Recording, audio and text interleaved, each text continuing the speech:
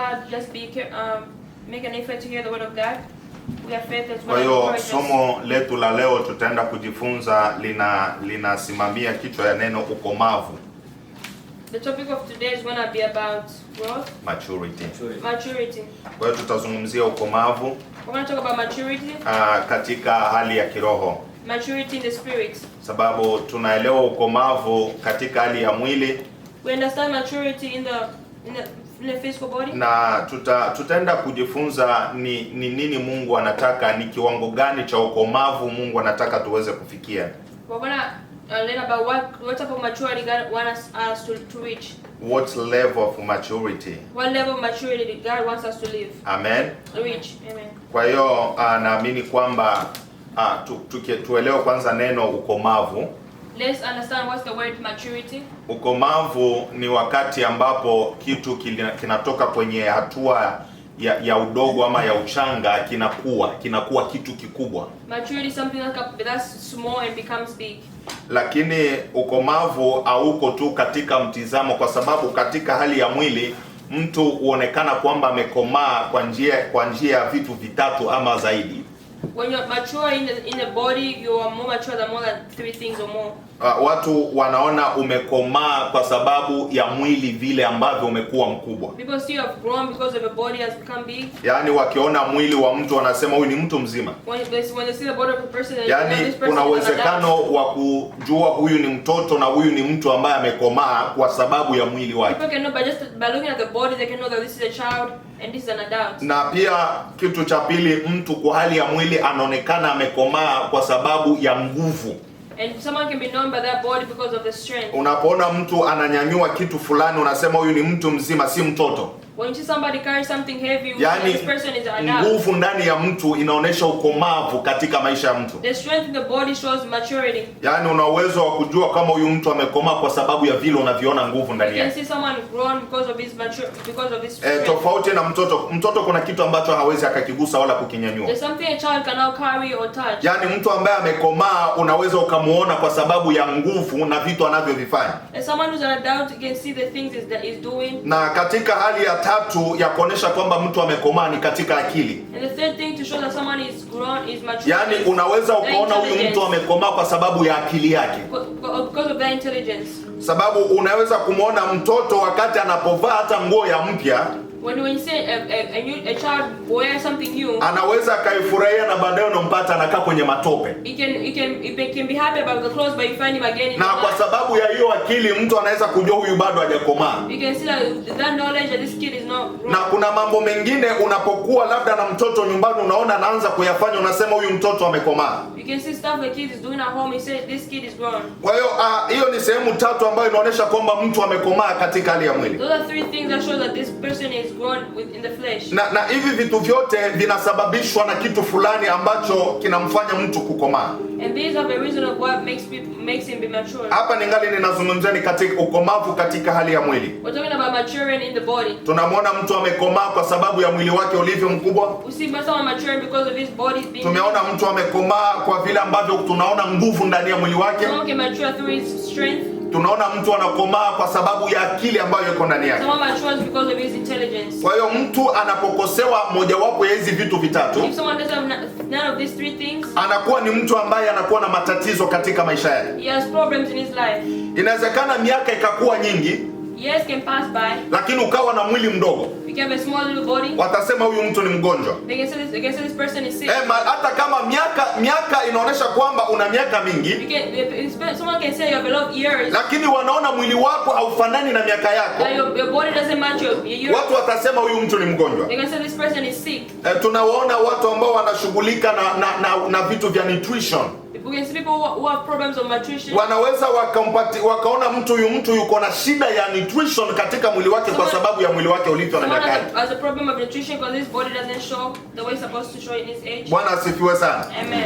Na ikiwa mtu ana mwili mkubwa, if someone has a big body, lakini hana nguvu ndani yake, but doesn't have strength, pia ni matatizo. That's a problem too. Hata kama miaka inaenda, even though years of na mwili ni mkubwa, and the body is big, lakini kwa sababu ya kukosa nguvu katika mwili wake, without having strength in his body, pia inaonekana huyu mtu ana udhaifu. They can show that this person is huyu mtu ni mgonjwa. He's weak. Yaani unaona mtu ana mwili mkubwa, You can see someone has big body, lakini hawezi akanyanyua kitu fulani tu, but he can't carry anything. na hata akipewa shughuli na kazi fulani hawezi akaifanya. Even if they give him a task to do, he cannot do it. Kweli miaka ni nyingi, He has a lot of years, mwili ni mkubwa, the body is big, lakini hakuna nguvu ndani but yake. there's no strength inside. Pia huyu mtu tutasema amekomaa, lakini ana udhaifu ndani So yake. this person is grown, but he has Na weakness. mtu anapokuwa ana mwili mkubwa, When someone has a big body, ana nguvu ndani yake, there's strength inside, lakini hakuna akili ndani but there's yake, no intelligence, bado wanasema huyu mtu ana matatizo. we can say this person has a problem. Yaani lazima mtu akomae katika hizi vitu vitatu. Someone has to be grown in these three things. Ukuwe na nguvu katika You mwili, have to have strength in your body, ukuwe na mwili mkubwa, you have to have a big na body, pia ukuwe na akili.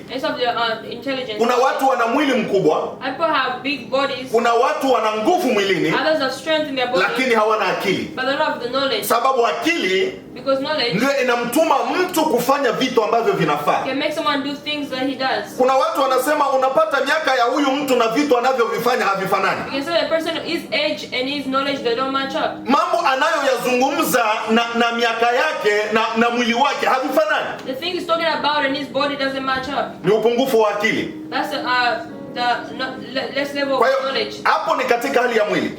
That's about the body. Katika hizi vitu vitatu tunaweza kujua mtu amekomaa, That's the three things we can know. na kukosewa mojawapo ya hizi vitu vitatu tunaweza kuona huyu mtu ana If matatizo. you have less than any of these three things, you have Kwa hiyo ukomavu sio miaka peke yake. but maturity is not just years. Ukomavu ni katika hizi vitu vitatu kukua ndani ya mtu. Maturity is these three things to be inside of the person. Miaka iongezeke, Years can go back and go. mwili uongezeke, Body can go up. nguvu iongezeke, Strength can go up. na akili iendelee kukomaa. Knowledge should continue growing. Akili iendelee kukomaa. Knowledge should continue growing. Kwa hiyo tutazungumzia ukomavu sasa katika hali ya rohoni. We're going to talk about maturity in the spirit. Nataka nirudie nyuma kidogo. Katika hali ya kukomaa kimwili, Being maturity in the body, mtu anahitaji kula.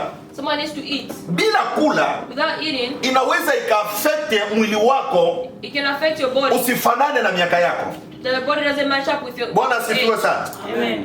Yaani kutokula chakula vizuri Without eating good food, kunaweza kukafanya ukomae miaka, lakini mwili wako usikomae. your years can grow by, but your body won't grow. Unaona mtu ana miaka 12, 13, Someone can be 13, lakini unapotizama mwili wake ni kama mtoto wa miaka 15, 18. Bwana asifiwe sana. amen. Inatokana na uzoefu ama upungufu wa baadhi ya chakula katika It mwili. shows that someone doesn't have enough food, is not eating enough food. Bwana asifiwe. Amen. Na pia chakula inachangia mtu kupata nguvu. And the body makes a person have strength. Yaani nguvu inaongezeka mwilini kutokana na chakula Strength unayokula. comes from your body, from your food you eat.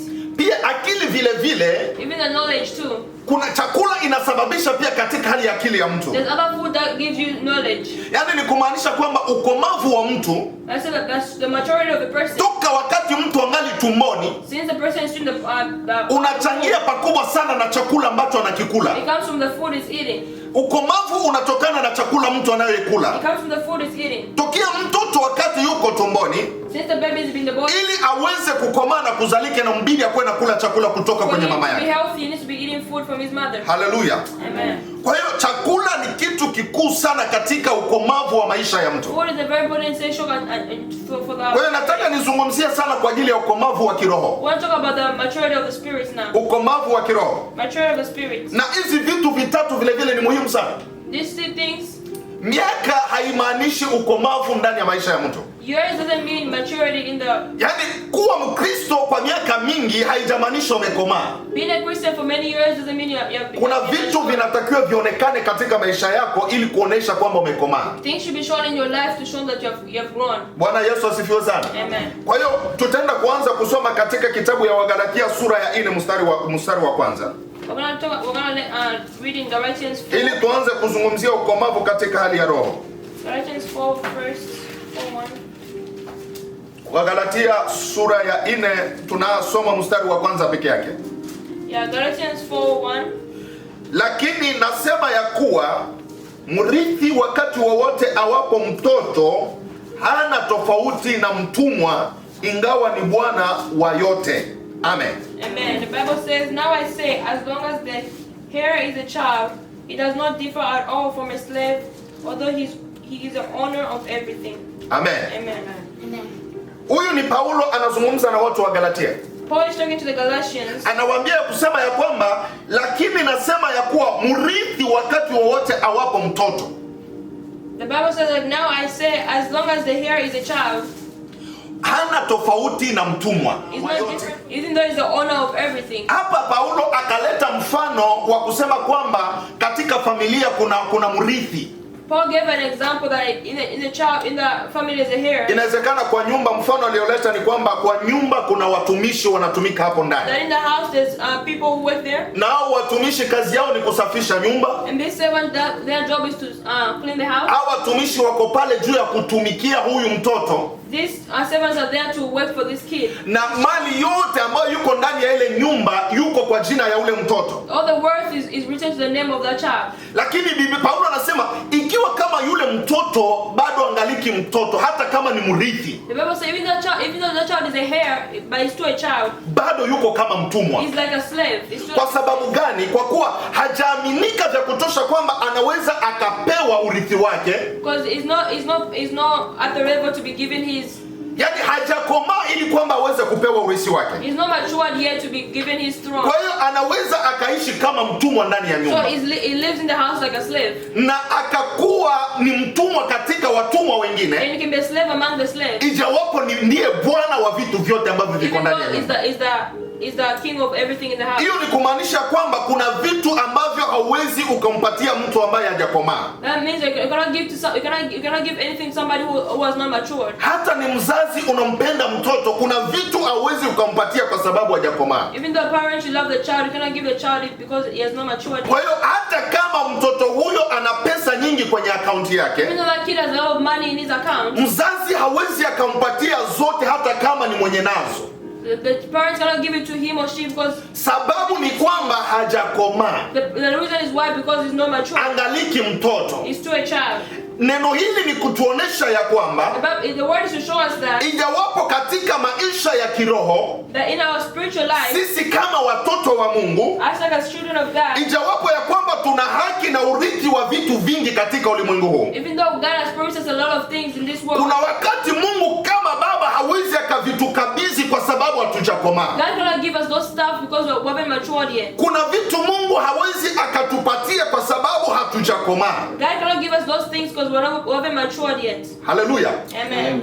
Na kukomaa niliyozungumzia mfano wa mwili ni kwamba sio tu miaka kusonga mbele. What I said about maturity in the body is not yours going by. Unaweza kuwa na mtoto miaka yake inasonga mbele, you have a child, his years are going by, lakini hakuna akili ndani yake. But there's no knowledge inside of him. Hauwezi ukampatia kwa sababu miaka imeenda na hakuna akili ndani yake. Don't give him anything because his intelligence is too. So Mungu kama baba anatizama ukomavu katika maisha yetu siku zote. Also God looks at our maturity every day. Mungu kama baba yetu, God as our father, anaangalia ukomavu katika maisha yetu kila siku. He looks at our maturity every day. Hata kama wewe ni mrithi katika nyumba ya Mungu, even though you are a servant in the house of God, una haki ya kupata chote ambacho unakihitaji kwa nyumba ya baba yako. You have a right to receive anything you need from the house. Kitabu ya Zaburi, Daudi anasema ulimwengu na vyote vinajaa ni utajiri wa Mungu. The Bible says that everything in the world is for God. Kila kitu kilicho katika ulimwengu ni utajiri wa Mungu. Everything in the world is the health of God. Na leo unawapata watoto wa Mungu ambao ni Wakristo, and you see children of God who are Christians, wanaishi maisha ya shida na taabu siku zote. They live the life of suffering. Na wakati Mungu baba yetu ana vitu vyote. And when our Father has everything. Sasa swali, je, Mungu hapendi kutupatia ama anatuchukia? Here's the question, doesn't want to give us or God hurts? Paulo anasema kama mtu hajakomaa, the Bible says if someone has not matured, kama bado angaliki mtoto, if he's still a child, hata kama ni murithi, ana haki ya vyote katika nyumba, even though he's a servant, bado ataishi kama mtumwa. He's still gonna live like a slave. Bwana Yesu asifiwe sana. Amen. Yaani ni kuonesha kwamba Mungu hawezi akakupatia kitu kabla hajaona ukomavu ndani yako. It shows that God cannot give you anything if he has not seen. Ndio maana ukomavu ni kitu cha maana sana katika maisha ya kiroho. Maturity is very important in spiritual life. Ukomavu ni kitu ya maana sana katika maisha ya kiroho. Maturity is very important in the spiritual life. Hata baba wakati anasikia mtoto anamwambia nataka kuoa, Even though a kid told his parents, I want to get married. Baba anatakiwa hakikishe kweli huyu mtoto amekomaa. The parents has to make sure this child has matured. Na baba kutokumruhusu ama kumpatia mtoto chochote anachokihitaji. Father, by not giving the kid whatever he was. Ni kwa sababu ya upendo alionao kwa mtoto. Because of the love he has for the child. Sababu kuna vitu ambavyo ni vizuri ukimpatia mtu ambaye hajakomaa unamharibisha. Because if you give the kid good things, you're going to destroy it. Tunaona mfano wa mwana mpotevu katika Biblia. We see the lost servant in the Bible. Biblia inasema akadai haki zake za urithi kwa baba yake. We see the prodigal son in the Bible. He wanted his things from his father. He wanted his inheritance from his father. He wanted his inheritance from his father. Na baba akampatia haki zake. And his father gave him his inheritance. Na baba huyu akumpatia kwa sababu ya kupenda, hapana. And his father didn't give him his inheritance. Lakini kwa sababu mtoto alijiona amekomaa na akamwambia baba, nimekomaa sasa, nipatie mali yangu. Because the child said he thought it was mature. He told his father, give me. Biblia ilitupatia huu ni mfano wa kuonesha matukio wakati unampatia mtu mwenyewe hajakomaa vitu ambavyo hawezi akavichunga vizuri. This is a result of giving someone who hasn't matured things. He won't keep it very well. Wakati alipewa zile mali, Biblia inasema alienda kuziharibisha zote. When they gave him his inheritance, all the money akaenda kuzitumia kwa makahaba na kufanya vitu vingine tofauti. He used the money in a bad way. Na akarudi kwa babaye akilia kwa sababu hakuwa tena na kitu. And he came back to his father and crying because all his money spent up, he had nothing. Hiyo ni mfano ya kutufunza vitu viwili kwamba those are things to teach us two things. Somo la kwanza kwa mfano ni kutuonesha mwana alivyo kwanza jitambua na kurudi kwa baba yake. That the child recognized himself and went back to his father. Na jambo lingine ni kutufunza ukomavu ndani ya mtu kabla aweze kuchukua urithi wake. That each person wasn't the maturity of the person in order to get these things. Na Mungu kama baba anaangalia hiyo siku zote. And like God, he sees everything. Mungu hawezi kukupatia kitu ambacho anaona akili yako haiwezi kakichunga. God cannot give you anything he knows your. Hata nizungumze kwa mfano wa ndoa. Let me give you like an example for Biblia inasema ya kwamba Mungu anasema nitakupa mtu wa kufanana na wewe. The Bible says I'll give you a person who's like you. Sasa wewe Mungu anapoangalia akili yako bado haijakomaa. When God give you when he looks at your knowledge and is not grown. Na wewe unahitaji mume, atakupatia mume mwenyewe anafanana na akili yako. God is going to give you a husband that's like the same mindset as you. Na kwa sababu Mungu anakutakia mazuri, because God wants a good for you. Anaweza kukunyima yule mume kwa sababu anajua hautaweza kukaa na yeye. He won't give you that husband because he knows you won't be able to live with that husband. Mungu anaweza kuwa na gari la kukupatia lakini anaona hawezi akakupatia kwa sababu hujakomaa. God might want to give you a car but he won't give it to you because he knows. Unaweza kuniuliza kwani Mungu akinipatia mume ama gari na ukomavu wangu vinaendana wapi? If you look at yourself like if God give me something, how's my maturity right now? Acha nikwambia kuna watu wamebarikiwa na Mungu na wamemsahau Mungu. Others are blessed by God but they forget God. Kuna watu walimlilia Mungu awapatie watoto na wakamsahau Mungu. Others were crying to God, God give me children. Kuna watu walimwomba Mungu awapatie ndoa na wakamwacha Mungu baada ya kupata ndoa. To God, God give me. Kuna watu walimwomba Mungu visa ya kuingia Amerika na wakafika Amerika wakamsaulika Mungu. God give me a visa to come to America but they forgot. Kwa hiyo Mungu kabla akupatie kitu anataka hakikisha kwamba kuna ukomavu ndani yako. Before God gives you something, he wants to make sure you have matured. Ili ajue ya kwamba kile ambacho anakupatia kesho akitakufanya wewe uweze kumwasi.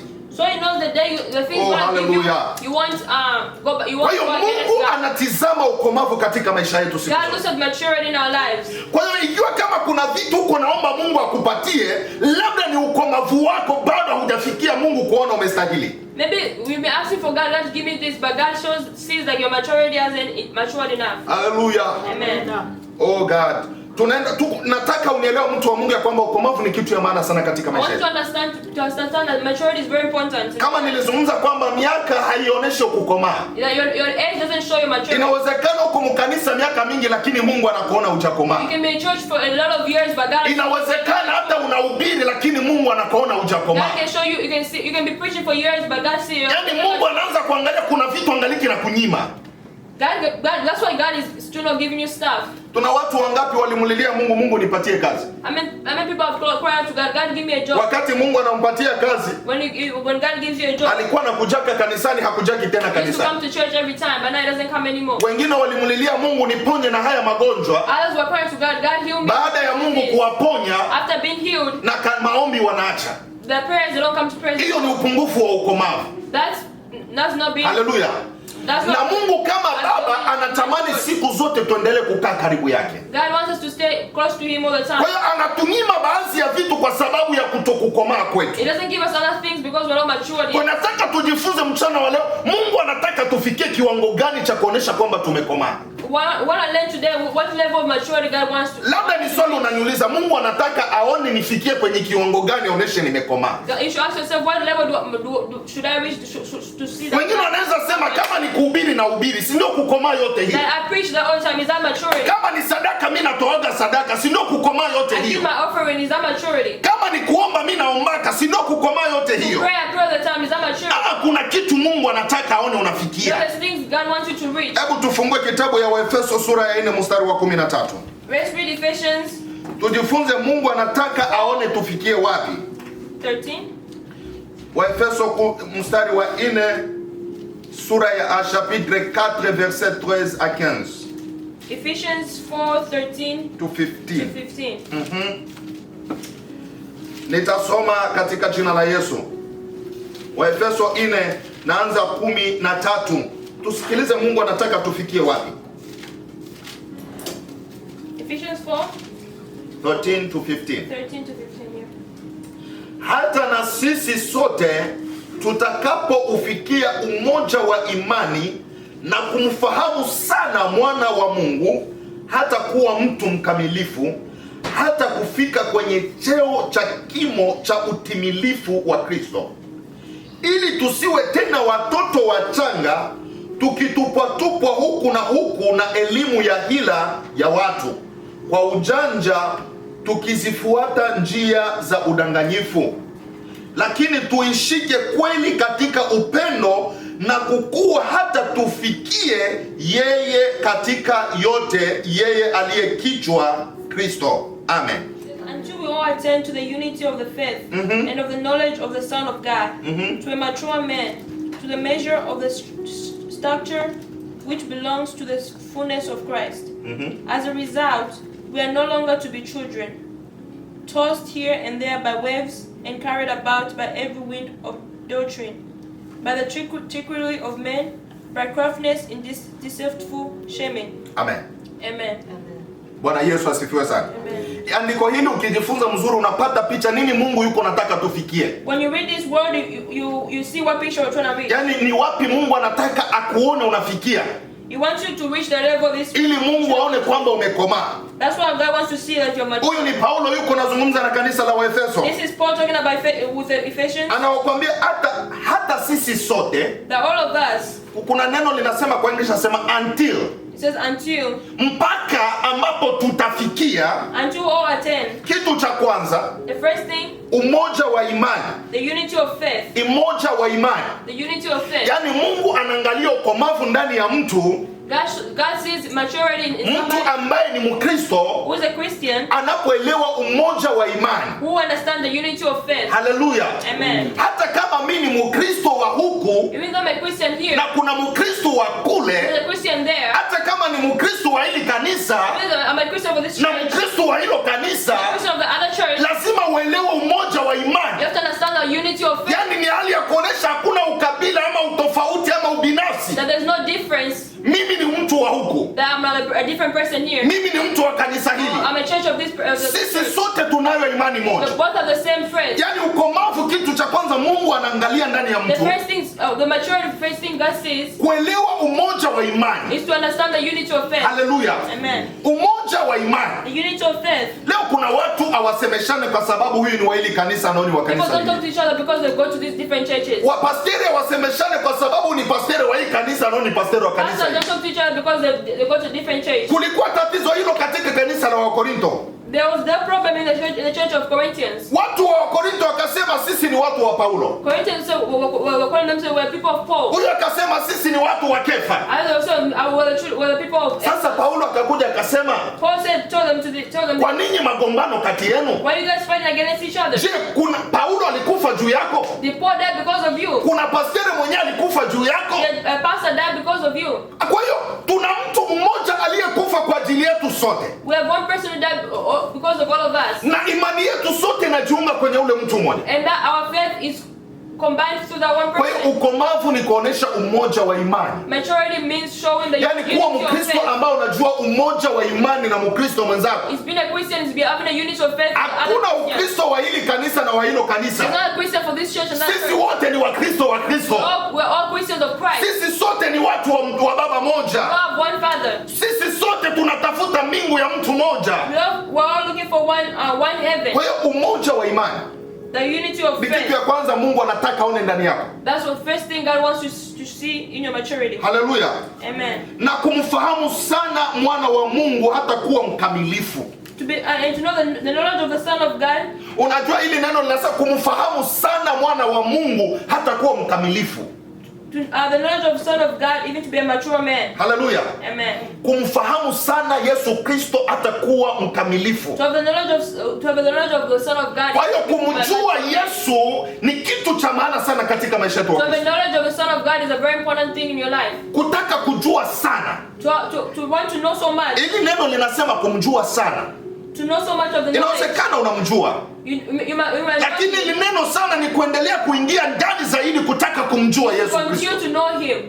Kuendelea kutafuta elimu na kujifunza Yesu ni nani katika maisha yako. Continue to know, having the knowledge and knowing who is the Son of God in your life. Kuna watu tokea waliokokaka wanajua Yesu alikufaka tu msalabani kwa ajili yangu, hawajue zaidi ya ile. Others they know since they have been saved, they just know God is a. No, unaweza kupata Mkristo anabadilishwa kwa imani ya Ukristo kwa sababu you can find a Christian being changed by other Christians. Sababu Muislamu alikuja kumwambia ya kwamba Yesu sio mwana wa Mungu. Because an Islam told him that Jesus is not a son of God. Anamwambia Yesu ni mtume. That Jesus was a servant. Wengine wanamjua Yesu ni nabii. Others know Jesus as a prophet. Na wewe Mkristo unatakiwa ujue Yesu ni nani, umjue sana Yesu Kristo. Who is Jesus Christ? Haleluya.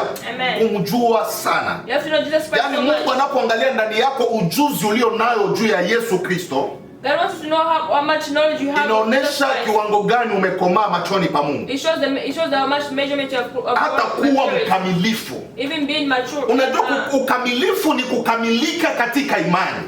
Being mature means to be kukamilika katika imani.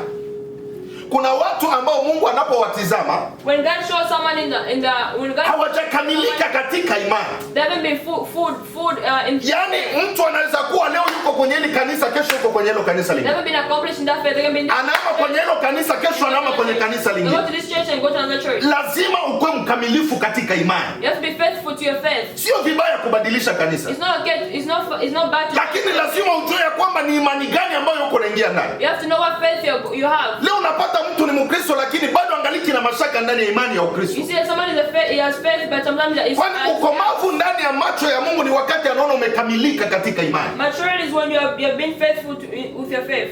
Amen. Amen. Hata kufikia cheo cha kimo cha utimilifu wa Kristo. Bwana Yesu asifiwe sana. Amen. Hata kufikia cheo cha utimilifu wa Kristo. Also going to the fullness of Christ. The fullness of Christ. Being to the fullness of. Yaani ile the fullness kufikia kiwango ya cheo ni kwamba Mungu anataka akuone wewe Mkristo. God wants you to see you as a Christian. Unafikia kwenye kiwango ya Kristo mwenyewe. You have reached the fullness of Christ. Yaani Mungu anapokuangalia wewe na anapomwangalia Kristo anaona ni kitu kimoja. When God looks at you and looks at Christ, he sees one thing. Yaani kuna kuwa picha ya Kristo ndani ya maisha yako. You see the picture of Christ in your life. Hiyo ni kitu inaonyesha kwamba Mungu anaona umekomaa. That shows that you have matured. Kama vile tunajifunza Petro wakati alianza kukamatwa kwa ajili ya Yesu. That when Peter started being persecuted. Petro akaanza kukataa ya kwamba mimi simjue Yesu. Peter started denying God, like no, I don't know. Lakini alipoanza kuzungumza wakasema hapana. But when he started talking, people said no. Hata unavyozungumza inatuonesha kwamba wewe na huyu Yesu kuna kitu kimoja. The way you talk just shows that you and Christ and Jesus have the same thing. Kwani kusema yako tu inaonesha unamjua The way you Yesu. speak shows that you know Jesus. Petro akasema simjui.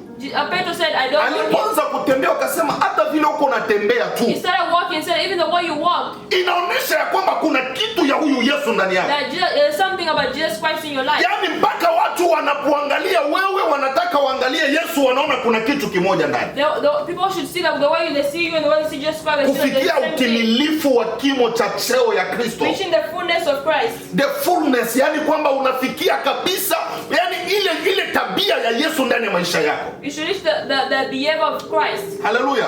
Amen. Hiyo ndio ukomavu Mungu anaangalia. That's the maturity God. Kama haujafikia kimo ya cheo ya Kristo, if you haven't reached the fullness of Christ, haujafikia, Mungu anapokuangalia wewe anaona Kristo ndani yako. if God looks at you, it doesn't see Christ in you. Kama hakuna Kristo ndani yako, If there's no Christ in you, hakuna Biblia inasema the fullness. Ile fullness yani inamaanisha kwamba inawezekana kukakuwa nusu wa huyu Yesu ndani yako. if there's no fullness of Christ, then there's a little half of it.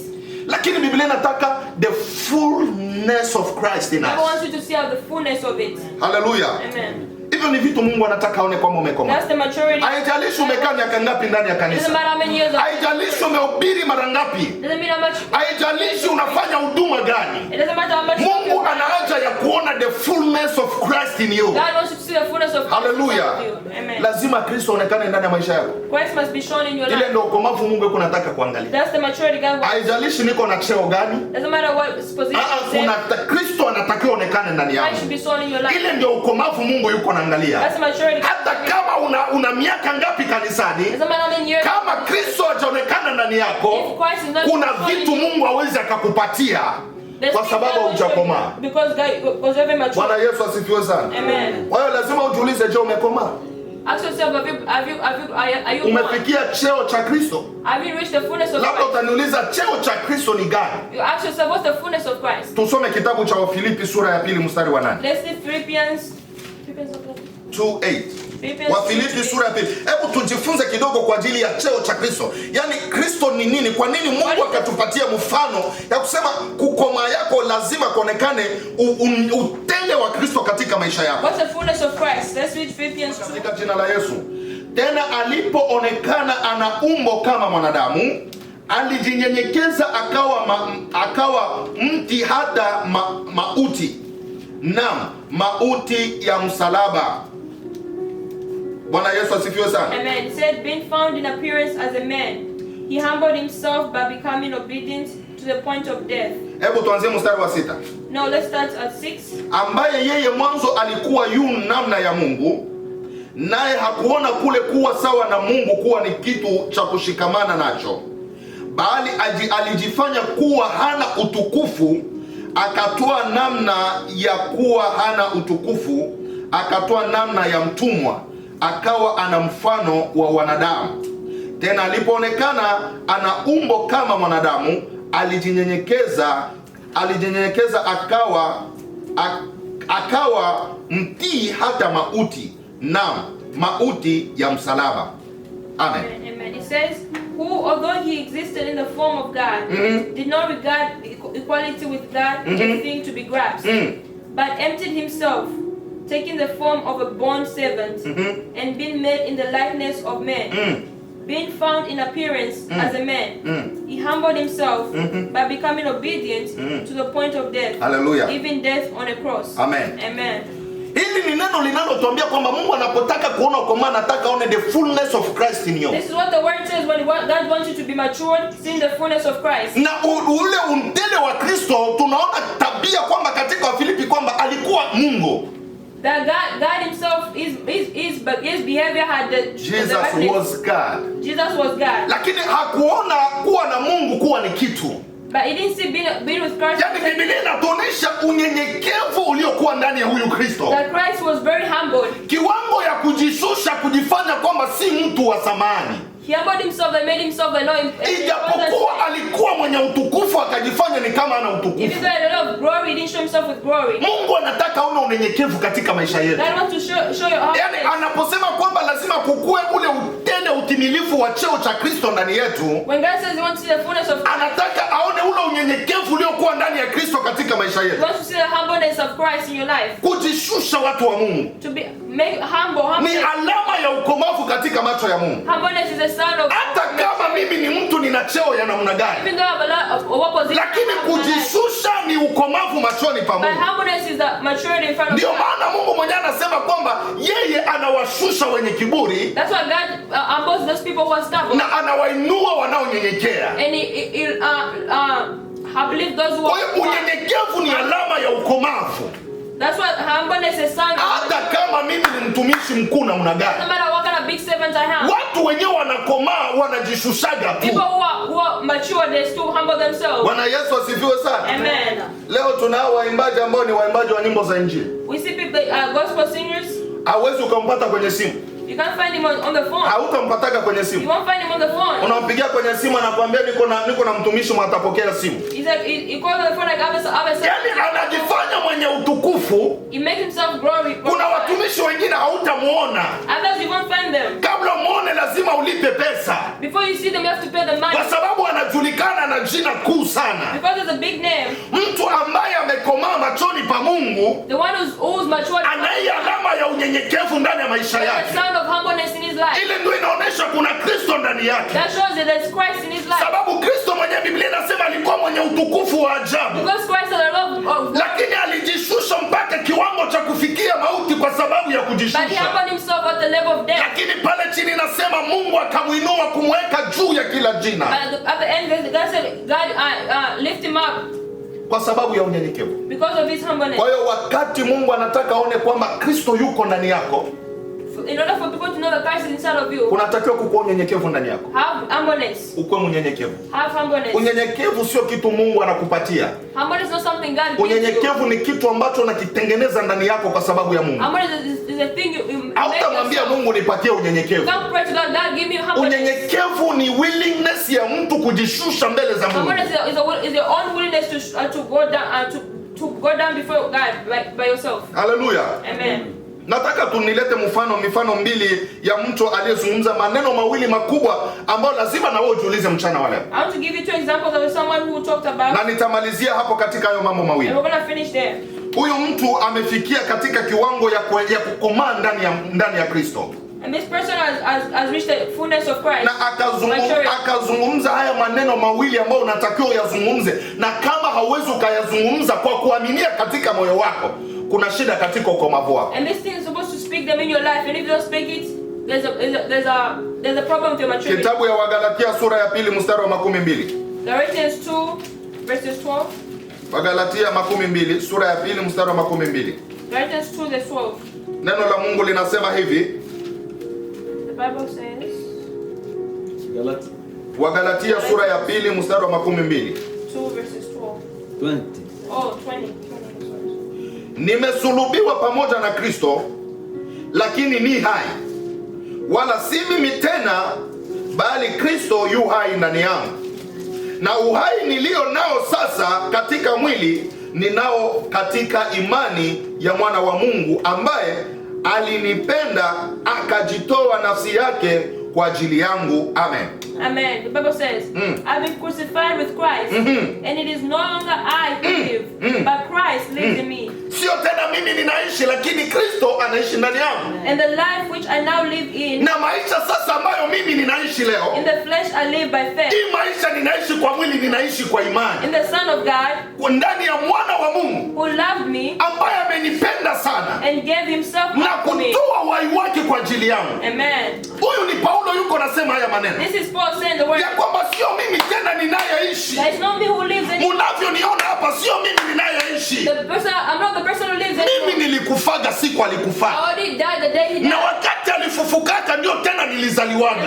the day he arose again. Kwa hiyo niliye mzima leo sio mimi tena Paulo, The person I am today, lakini ni Kristo aliye ndani yangu. I'm not Paul, but Christ is inside. Yaani ninaposema sio mimi ninasema, ni Kristo anasema When I ndani talk, yangu. I don't talk. Christ is the one saying. Lazima ufikie kwenye ule ujasiri, mtu wa Mungu, ikiwa You umekomaa. have to get to that level. Uambie watu kwamba sio mimi niko naishi, ni Kristo And anaishi tell ndani people, yangu. I'm not the one living anymore. Kuna watu hawawezi akaongea hilo neno. Other people cannot say that word. Utaongea kwa mke wako, atacheka mpaka anguke You're going to chini. tell your wife, and your wife is going to Atakuuliza sio wewe unaishi, Kristo anaishi ndani yako. You're not the one living, Christ is living in you. Kristo alikuwa mlevi siku moja. That Christ was drunk one day. Kristo aliwahi kupiga mke wake siku moja. Christ beat you. Kristo aliwahi kuwa mwasherati siku Was moja. Christ an Yaani adultery? kuna watu ni wa Kristo hawawezi kuzungumza hilo neno. Others are Christians, but they cannot say that Ya word. kusema tu kwamba kwamba jamani sikilizeni. That people listen. Sio mimi niko naishi lakini Kristo yuko naishi ndani yangu. Hata maneno ninayozungumza mimi sio tena mimi niko nasema ni Kristo yuko nasema ndani yangu. Yaani kila kitu mnakiona niko nakifanya sio mimi lakini ni Kristo yuko nakifanya. Wengi hawawezi wakazungumza kwa sababu wanajua maisha wanayoishi. Others cannot speak that because they know the life they live in. Katika Paulo kuzungumza haya akasema ya kwamba when Paul said this, mimi Paulo, me as Paul, kuna mambo mengi yalikuwa ya faida kwangu. There's a lot of things which were important. Kabla pale sijakufa. Before I die. Kabla sijakufa. Before I die. Kuna vitu vilikuwa vya thamani katika maisha. There are things which were important to me. Lakini kwa sababu ya kumpata Kristo, but because of finding Christ, nilihesabia hizo vitu zote kuwa kama mavi. I counted all stuff as kwa ajili ya faida na uzuri ulio ndani ya Kristo. Because of the goodness of Christ inside of me. Hallelujah. Amen. Je, kuna vitu vingapi katika maisha yako umevihesabia kama mavi? How many things have you counted as vain? Ile ndio ukomavu watu wa Mungu. That's maturity. Kama hujafikia mahali ya kujidai ya kusema kwamba sio mimi ninayeishi lakini Kristo anaishi ndani yangu. If you haven't denied yourself and said it's not. Bado ngali unahitaji kufikia kwenye kiwango cha cheo na kimo cha Kristo. You still have to reach the fullness of Christ. Hallelujah. Amen. Hilo ni jambo la kwanza Paulo alizungumza. Jambo kubwa sana. That's a big thing Paul said. Sio mimi niko naishi. It's not me living. Ya naweza kujivunia hili neno niambie hata mke wangu. I can boast about myself. Niambie mke wangu sio mimi ninayeishi. Ni Kristo anaishi ndani yangu. Naweza ambia mume wangu sio mimi ninaishi. I can tell my husband. Wanawake wanao ni wa Kristo, ambia mume wako hivyo. Husband, tell your wife that. Umwambie kwamba sio mimi niko naishi, ni Kristo yuko naishi. There's no me living in me, it's Christ. Atacheka atasema kama ndio vile Yesu alikuwa. Hii tabia niko naona ndani yako kama ndio tabia ya Yesu. The behavior that I'm looking. Yaani huyu Yesu ni pepo kabisa. And this Christian is Hallelujah. Lazima ujivunie kusema hiyo. You have to boast about this. Simama mbele ya watu unasema sio mimi ninayeishi. Be in front of people and say ni Kristo anayoishi ndani yangu. Kwa nini watu hawawezi kusema hilo neno? Kwa nini watu hawawezi kusema hilo neno? Acha nikwambie sababu. Soma kitabu ya Wakorinto wa kwanza sura ya 11 mstari wa kwanza, nitabakilia kwenye hilo andiko. Wakorinto wa kwanza sura ya 11 mstari wa kwanza. Corinthians 1 verse 11. Chapter 11 verse 1. Corinthians 11 verse 1. No, First Corinthians. Oh, First Corinthians 11. Okay. Chapter 11 verse 1. First Corinthians 11 verse 1. Soma pale. Says, be imitators of me, just as I am of Christ. Amen. Paulo anasema munifuate mimi kama mimi ninavyomfuata Kristo. Amen. Bwana Yesu asifiwe sana. Amen. Hilo ni neno la pili. Kwa nini mtu hawezi kujivunia kuambia watu ya kwamba mimi sio tena niko naishi, ni Kristo yuko naishi? This is the reason why people can say I'm not the one living, but Christ living in me. Kwa sababu ya maisha anayoyaishi. Because of the life you're living. Kwa sababu anaanza kuogopa nikiambia watu hivi wataanza kuangalia ninatembea namna gani. If I tell people this, they're gonna be looking out the way I walk. Watu wataniuliza na hii matusi na kwaka kwa mdomo wako kweli ni Kristo anaishi ndani yako? If the insult you have in your mouth is Christ living inside of you. Na hii washerati unapita pita nayo ni Kristo anaishi ndani yako. If that adultery you do is that Christ living inside of you. Kwa hiyo unakuja Paulo anasema jambo lingine kwamba munifuate mimi kama ninavyomfuata Yesu. Follow me as I follow Christ. Hii ni neno tu ya mtu mwenyewe anakomaa ndani ya Kristo anaweza kuambia watu. The person was matured inside of Christ. Je, unaweza tena kuambia watu hilo neno? Can you tell people like this? Kuambia kwamba munifuate mimi jinsi namfuata Yesu. That just follow me as I follow Christ. Hata dhamiri yako itakwambia tu usiseme hivyo. If your conscience will tell you don't say that. Kwa sababu unajua tabia na mwenendo wako ni ya kipagani hata kama uko kanisani. Because you know your behavior and your actions are. Lakini mtu mwenyewe anakomaa ambie watu mumfuate Yesu. But as a mature person, kama vile mimi niko namfuata Yesu. Be imitators of Christ just as I. Muniige mimi. Be imitators of me. Kama vile mimi niko namuiga Kristo. Just as I am of Christ. Hiyo ni alama ya ukomavu wa ajabu. That's a sign of Mungu anataka kuone kwenye hicho kiwango. God wants you to see on that level. Cha kujivunia kwamba uko namfuata Yesu vizuri. We're following God so much. Unamuiga Yesu vizuri. That you are following God. Unajua neno kuiga. You know the way to be. Yani hata ninapoongea ninaongea kama Kristo. To be like Christ. Even the way I talk. Hata mawazo ninawaza kama Kristo. Like Christ. Hiyo ndo neno kuiga. That's the word. Kwamba muniige mimi kama niko namuiga Kristo. Kama ni kuongea muongee kama vile mimi naongea. Kama ni kupenda Mungu mupende Mungu kama vile napenda Mungu.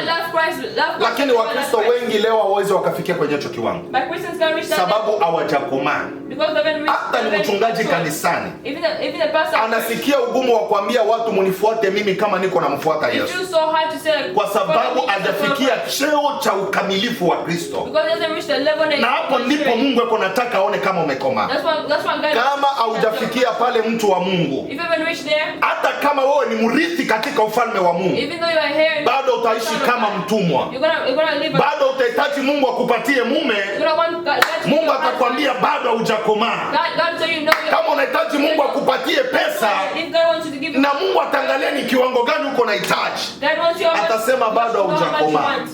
Kwa hiyo ukomavu tunahitaji kufikia ni huu ambao tumezungumza. Tufikie cheo ya ukamilifu na utimilifu wa cheo cha Kristo. The fullness of Christ. Mtu wa Mungu, angalia maisha yako. Look at your life. Umekaa miaka mingi ndani ya imani ya Kristo, You have lived in the lakini maisha yako haibadiliki. But your lives have been changed. Kwa hiyo maisha ya Ukristo ni safari. The life of a Christian Lazima uangalie pale umefikia, uangalie nyuma. Where are you right now and look back. Uangalie nyuma useme kweli nimetoka mahali. And see that you have come so far away. Angalia nyuma umetoka mahali. You have come so far away. Ama uko pale pale. Or you stood right there. Kuwa kanisani sio ndo kuokoka. Being in church doesn't mean you're saved. Lazima ubadilike. You have to change. Lazima injili kubadilishe. Let the gospel change. Watu waone mtu wa zamani na mtu wa sasa. People see that the last. Kama vile watu walimwona Paulo wakasema huyu si ndio alitesa kanisa. So they can say, Paul, is this the person? Paulo akasema kweli nililitesa kanisa. Paul said, truly. Lakini leo kama nimewaambia sio mimi ninaishi lakini ni Kristo. I'm not the one living, Christ living. Leo kama ninawaambia munifuate mimi kama niko namfuata Yesu. Follow Christ, the way follow Christ. Kuna mahali nimetoka. There's a place I've reached. Kwa hiyo maisha ya kiroho ni safari. The life of a Christian. Mtu wa Mungu lazima ujishuhudie, je, umefika wapi na Mungu? Ask yourself where have you reached. Hiyo ndio ujumbe wetu wa mchana wa leo. That's the message of us. Mungu anahitaji tukomae. God wants us to Kama tulivyosoma kwenye Wagalatia nasema kwamba wakati mtu anapokomaa hata bebwa na mafundisho ya kiulimwengu. That's what the Christ. Leo unapata watu wanabebwa na mafundisho ya uongo. Won't be waved by the Afadhali ambiwa utabarikiwa, utapata hiki na hiki, utapata hiki na hiki. Lakini wakati anapoambiwa maneno kama haya kufikia ukomavu wa cheo ya utimilifu wa Kristo, ili Mungu akuone umekomaa, watu wengi hawapendi kusikia hiyo. Leo tunaomba neema ya Mungu ikusaidie ili kwamba tuweze kukomaa na kufikia kiwango ya cheo ya Kristo. Nitatamani tuombe pamoja na tuamini ya kwamba Mungu atatusaidia ili kwamba tufikie kiwango ya ukomavu na Mungu aweze kujivunia sisi na tuweze kusimama kusema sio sisi tena tunaoishi lakini Kristo anaishi ndani yetu. Tutaomba na mchungaji atakamilisha maombi hii. Baba, katika jina la Yesu tunakubariki na tunakuinua mchana wa leo kwa sababu ya muda mzuri umetupatia wa kujifunza neno lako hili, ya kusema kwamba Bwana tunahitaji tukomae, na ukomavu huo ni kufikia kiwango na cheo umoja wa imani hadi kufikia ukamilifu wa kukujua sana wewe Kristo, na pia kufikia ukamilifu wa cheo cha kuwa na wewe picha yako Yesu ndani ya maisha yetu. Baba, neno hili likajenga maisha yetu, litubadilishe, tukomae, tutoke mahali moja na kwenda mahali pengine. Saidia watu wako na sote tuliolisikiliza hili neno, libadilisha maisha yetu. Bwana, tenda yaliyo makubwa na neema yako tunaiomba kwa wingi. Ni katika jina la Yesu Mwokozi tunaomba hivi tukishukuru tukiamini.